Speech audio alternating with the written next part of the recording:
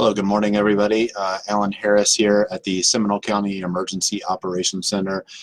Today is March the 24th, and it is at 10:30 a.m. here in the EOC. A lot of things have changed, of course, since the last time that I was with you on Friday. Currently in Seminole County, we have 25 confirmed COVID-19 cases. 3 of those are non-residents, so individuals that are from outside of the county. And then we have 19, actually, we have more than that, right? So we have the rest remaining are from Seminole County here, and the residents here of Seminole County. Currently, we have 122 people that are in isolation and quarantine, and that includes the individuals that are positive with COVID-19. We did have a few some questions, so I wanted to answer some of those questions. These are some questions that are coming into the Citizens Hotline.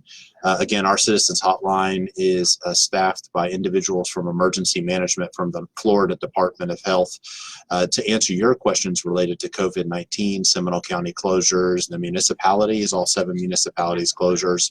That telephone number is 407-665-0000. Again, 407-665-0000, and that is now operational 7 days a week, just like the Emergency Operations Center has been. The Citizens Information Hotline is now operational 7 days a week, so Monday through Sunday. You can call us from 8 to 5 at that telephone number. One of the questions that we're getting a lot is about halting evictions. Yes, there is an executive order from our court system that has halted all evictions, so we are not evicting anyone from their home during this crisis. We want people to feel safe in their home. We know that a lot of people are sheltering in place. A lot of people have worked from home because of their businesses, so we want them to be very comfortable. We understand there's quite a few folks that are furloughed or temporarily laid off, so we want to try to ease the economic burden of this event. So our court system very wisely enacted an executive order to halt all evictions at this time. There have been a lot of questions also about curfews. Is Seminole County going to issue a curfew? At this time, we are not going to issue a curfew. There has not been the need in our county to issue a curfew. In Orange County, there has been a need. In Osceola County, there was a need to issue a curfew. In Seminole County, we're just not seeing the need to issue a curfew. And if you're driving around late at night, which our deputies and our firemen are driving around late at night going to calls and other types of things, they're just not seeing the traffic that would require a curfew, where in Orange County they have seen that. So they have seen people out and about and doing lots of activities. But when our law enforcement folks have been around, they've said, you know, people seem to be minding this shelter-in-place order. There's not much open anyway, so they're just not seeing a lot of traffic. They're not seeing large congregations of people or anything like that. So in Seminole County, we're just not seeing a need for a curfew. So we're not going to government mandate a curfew at this time, because they're just, you know, from law enforcement and fire rescue, the people that are actually out doing these types of things, they're just not seeing that. So if we have to, we'll do it. But at this point, just not really seeing that's needed in this particular county. Why are businesses open and allowed to? Well, some businesses are continuing to remain open, the essential service businesses, and even in the states that have shelter-in-place orders and the counties that have shelter-in-place orders, those essential services businesses are remaining open. Those being, of course, grocery stores, hardware stores, things like that. Even if we did a statewide shelter-in-place order through the governor, I don't see. We'll probably. I would assume that we would follow along with the other states and allow individuals to go get groceries and things like that. If you do that, and I went to the grocery store yesterday. I picked up a couple additional items that I needed for the week. You know, we were starting to run out of a few things. I didn't find any toilet paper, but I'm stocked up on that. I don't need a whole bunch of toilet paper, but that that rack was empty, but it was nice to see other things were starting to come back. But just remember, if you go to the grocery store, the hardware store, common surfaces, we want to be careful about common surfaces. Wash your hands. The second I got back into the house, I washed my hands. I went out, maybe I'm doing a little too much, maybe not. I think maybe I'm doing the right thing, but I went out and I actually cleaned up my steering wheel because I had touched that common surface. Then I drove home, and then I washed my hands 20 seconds, singing happy birthday. I sing happy birthday a lot these days, twice, and then I went out and I cleaned the vehicle. When are we going to issue a shelter-in-place order? At this point, there are no foreseeable orders in place. We have a conference call with the governor every day to discuss shelter-in-place orders, and I know that he's been reluctant to do shelter-in-place for the whole state, and I completely understand that.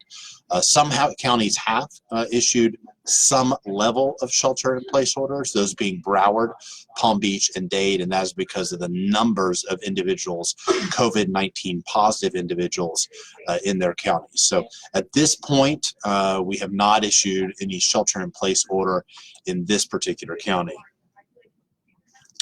Again, also no curfews. So there's been some questions about no curfews. I want to talk about our Prepare Seminole website again. Our prepareseminole.org website has all kinds of information on there. It's got information about county closures, city closures. It has information on assistance programs, business assistance, how individuals can get assistance, information on testing, so where you can go get a test if you need to go get a test, how to do that, and I'll briefly talk about that in just a minute as well. And then utility provider. So our utility provider, we provide, of course, water, solid waste, those types of things. We have stopped all cutting off of any type of service, again, understanding the economic impact of this particular event. Today, all public-facing county services are closed. You can still drop off your payment for your water bill if you want to do that. If you're looking for a lost pet, you can call Animal Services and then set up an appointment and then come over and look for the lost pet. And of course, we want you to be reunited with your pet if you have lost that pet. We have had an increase in owner surrender, so people have lost their job, unfortunately, and had to turn in their dog or cat, and that's very, very upsetting to us. But we are going to, of course, accept them because we want them taken care of. So just call ahead, let us know you're coming. We will always be at Animal Services no matter what, because we have to take care of the animals that are existing in our shelter. They need to be fed, they need to go out into the play yard, they need to do certain activities. So we're engaging those animals to make sure that they don't go stir crazy inside the shelters. But if you want to either find your lost pet, you can go online, of course, and look for the lost pets, and or if you want to, unfortunately, if you have to surrender your pet because you don't think you can pay for that anymore, a very tough decision, I know. But we will, of course, take that animal. We will take care of that animal. We will find a new home for that animal, loving home. So very sad situation, but it is a real situation at this particular time. So you go to Prepare Seminole again for all of those things. Again, I'm going to just briefly mention that our Citizens Hotline, again, 407-665-0000. See if I can get some questions here or answer some questions here. How can I find out what cities have been infected with the virus? Every single one. So you should just think that the virus is everywhere. I'm not going to say the virus is in Altamont Springs and it is in Oviedo, because no one knows that. There are cases all over the county. There may be one case here, one case there, two cases over here. So every place, you should not be scared, but you should do the things that we've been talking about. common surfaces. If you touch anything that has a common surface, you go to the grocery store, you go to the hardware store and you're signing something, you go to one of the pharmaceutical locations, CVS, Walgreens, those types of things. If you go to touch that thing that we all have to touch and sign and stuff like that, that is a common surface. So wash your hands after that, 20 seconds, saying happy birthday twice on that. If you're sick, please don't leave the house. See if a family member or a friend can go get your pharmaceuticals or things like that, your groceries. Please don't leave your house. It doesn't matter if you have COVID-19 or not. Please don't leave your house because if you are sick, that doesn't mean that you can't get something else. So if you're sick, you certainly don't want, you're already immune compromised because your body's trying to fight something, whether it's the flu or the cold or whatever. Don't make it fight something else. So stay in your house, get a loved one, a friend, a family member to go get your grocery bills. Will I have to pay the electric bill? If you have the ability to pay your bills, of course, pay the bills. But if you don't, both Duke, I believe in FPL, right? I know that Duke Energy has said that they will not do any cutoffs during this economic hardship time. So I know that from Duke. You may want to just go on the FPL website if you're serviced by FPL to make sure that they have the same message. And I believe they do, but I just didn't want to say that they do here today. Mary asked about the situation on Seminole County hospitals. All hospitals and ERs are functioning. I will tell you that we have received, so we have a county staging area where supplies come in, some needed supplies for the hospitals and the emergency rooms.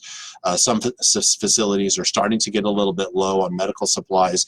That includes masks, gowns, gloves, things like that. Obviously, you know that with the increased number of individuals that are coming in, the increased concern for COVID-19, that they're using more and more equipment. So we have a staging area here where equipment is coming to this location, and then we're filling the needs of the hospital. So Mary, the hospitals are okay, they're operational. Some have tents in front of them, and that's not because they're overflowing. That is to protect the individuals that are inside of the facilities. So you'll go through the tent before you go into the hospital or the standalone emergency room, and that's just to protect what I call one of the more essential type of individuals during this crisis, and that's our nurses and medical staff. I do want to call out one other group of heroes, and of course that's our grocers. So I want to thank the folks that are grocery workers. If you are going through the grocery line, please thank them. Yesterday I got 2 things of almond milk because I like almond milk, and they said you can only have 1. I did not fight with the grocer. I thanked them. I completely understood. Normally I get 2. That's just something I do all the time. I wasn't hoarding. It's just something I do. But they said you can only have 1. I'm the emergency manager, so I have to say, of course, you're absolutely right. I will be happy just to have 1, and I thanked them a lot. So please thank your grocer. They're having to deal with each and every single one of us every single day. So, and we appreciate them staying away, staying here. And, so someone asked about Flagler County versus Seminole County versus Orange County. So every county is going to do something slightly different based on the need of the county. So Orange County saw that there was a need to issue a curfew. I don't know what the need was. I assume it was because people were traveling a lot during the nighttime, that people were congregating during the nighttime, so government needed to issue a curfew to require people to stay at home. We're not seeing that. We're not seeing that here in Seminole County. People in Seminole County are following the guidance. They're following the suggestions. Our law enforcement is not having major calls to parties or events or things like that. They're seeing very few people on the traffic. So we're not seeing that there's a huge need for the strong hand of government to come down and do something to issue a curfew. So we're just not wanting to do that at this time. That we're not going to do that. To see some things about animals. Christina asked about the adoption site. So yeah, so you can go online and look at our animals that are adoptable. And if you would like to adopt an animal, again, we're public facing, we're closed, but certainly you can schedule an appointment. So if you see an animal and you'd say, I really want to adopt that animal, it, you know, it looks like someone I would like to make a family member, give us a call. We'll set up an appointment for you, and you can come there at that appointment schedule.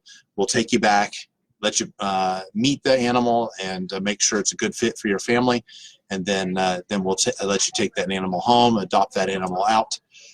So we're happy to do that. We want to make sure that these animals have a loving and caring home.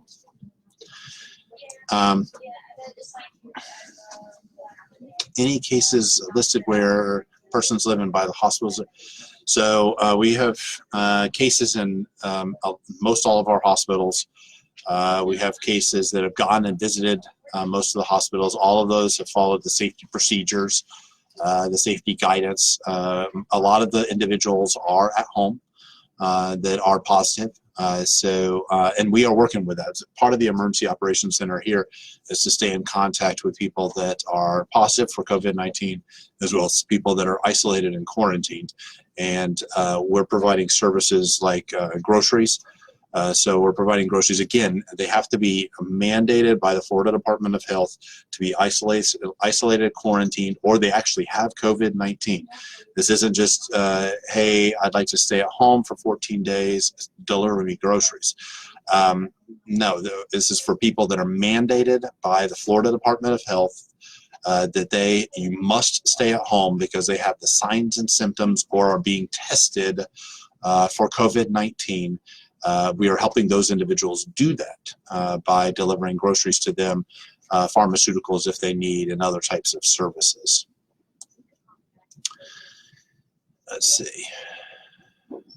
Will garbage pickup continue? We have no intention of stopping garbage pickup. All of our garbage collectors have gloves. They've been all briefed on how to do it safely. Remember, I talk about common surfaces. Garbage cans are common surfaces.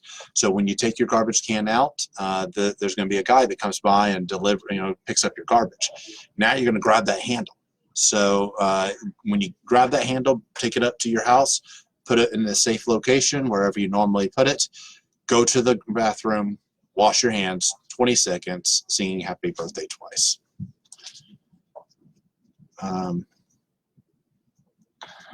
Let's see. I saw a good comment about Duke. Thank you very much. Duke is a great partner, and they said they will not cancel anyone's service during this activity. Chris asked about volunteer opportunities. Thanks, Chris. So right now we're working with a couple of volunteer agencies that we work with all the time, and that's because we know that they have gone through training. So those organizations are helping us to deliver food and services like that. At this time, we're not accepting any additional volunteers. We're just working with those particular agencies because those are already been vetted, they've been trained, and things like that. But certainly in the future, if you want for any other type of disaster and any future event, certainly link up with one of those organizations. American Red Cross, Salvation Army, Northland Church is helping us, Team Rubicon, which is veterans. So there's quite a few nonprofit organizations. Again, worked with us for years. They work with us in every hurricane. They've been trained by us. So those are the ones we're using because we know them. We know the safety and security procedures that they follow, the vetting process they follow, and things like that. That's very interesting. So someone asked, who's coughing in the background? So one of our employees has allergies. He actually went to the doctor, and he has a doctor's note because it's funny now, you go around and you're just in the grocery store or something like that, and you normally would not even think about it, and someone coughs and everybody stares at that person. The pollen count right now is incredible. It's through the roof. So we understand people that have allergies. They don't have COVID-19. They're having problems with the pollen. And one of our employees here happens to have issues with pollen. We still made him go get a doctor's note. We still made him go look at the doctor because this is a center that we have to keep operational. He's doing pretty well, looking at him. So, but he does cough from time to time, and we just internally we give him a little hard time about it. But he's good. He's a practical joker himself, so we have a lot of fun with him. But he's getting better. He's on his allergy medicine and stuff like that. But that's going to happen, right? Where can we get tested? So that's a good question, Melissa. So right now it looks like, and I'm going to pull it right here. I'm going to look at my other screen here because I have a list of all of them. There's a lot. So you can, again, remember, before you go to any of these facilities, you're going to want to call ahead. Let them know that you are wanting to come over, get a test. Tell them your signs and symptoms. So they're not going to just test you if you're well and feeling great and stuff like that. They're going to test you if you're sick. So they're going to want to know your signs and symptoms, and they will need to gown up before you get there. And then you can go get tested. So it looks like from the list that I'm looking at here, all of the hospitals of course, are doing it. All of the CentraCares are doing it. And it looks like the Nemours Urgent Care, First Choice Urgent Care, and Urgent Care of Longwood are also doing it. So those facilities are doing it. Again, call ahead before you go over to one of the urgent care centers or the CentraCare.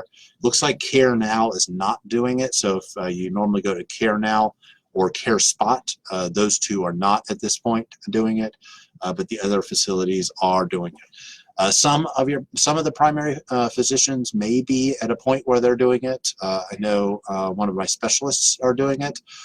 So just give them a call before you go out there, and they will arrange that for you. Let's see.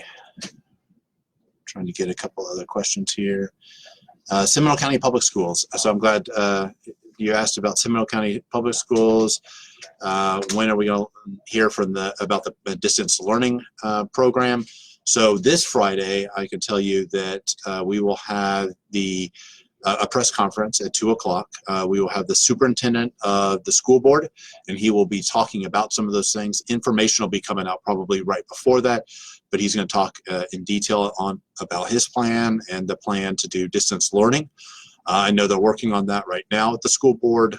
We will also have Donna Walsh from the Florida Department of Health.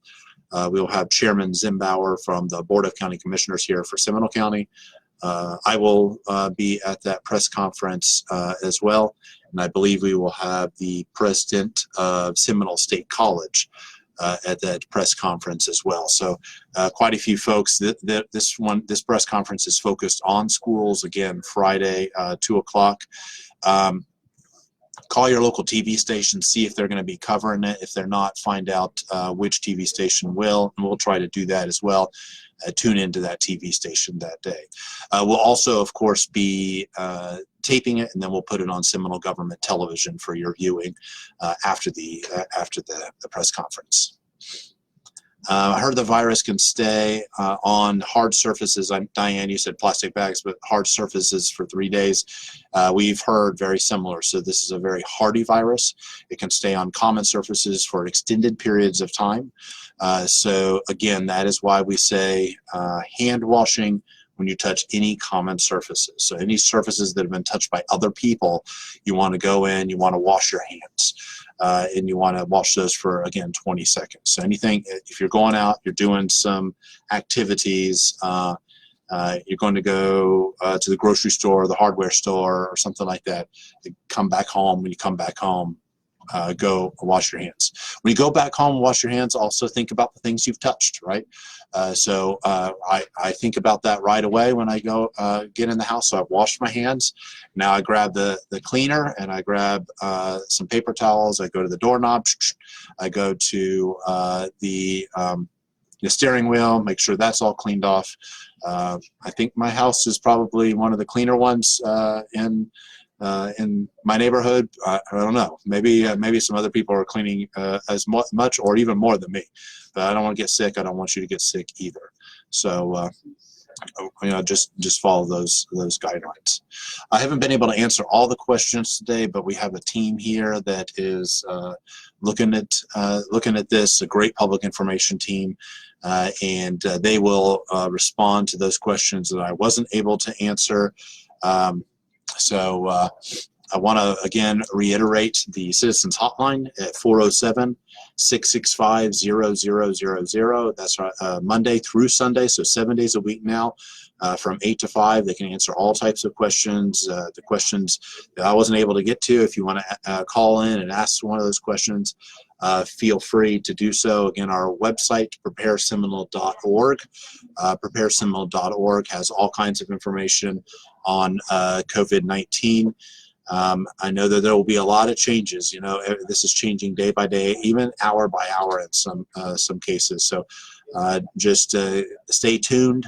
We will broadcast information through all of our social media outlets: Instagram, Twitter, Facebook, of course, Nextdoor, website, through the Citizens Hotline. So we're trying to get information out any way that we can, every way that we can, because we want you to be informed, we want you to be safe, and we want you to be healthy. So I will end now, but thank you all. Again, if you have any questions, call our hotline. Have a great day.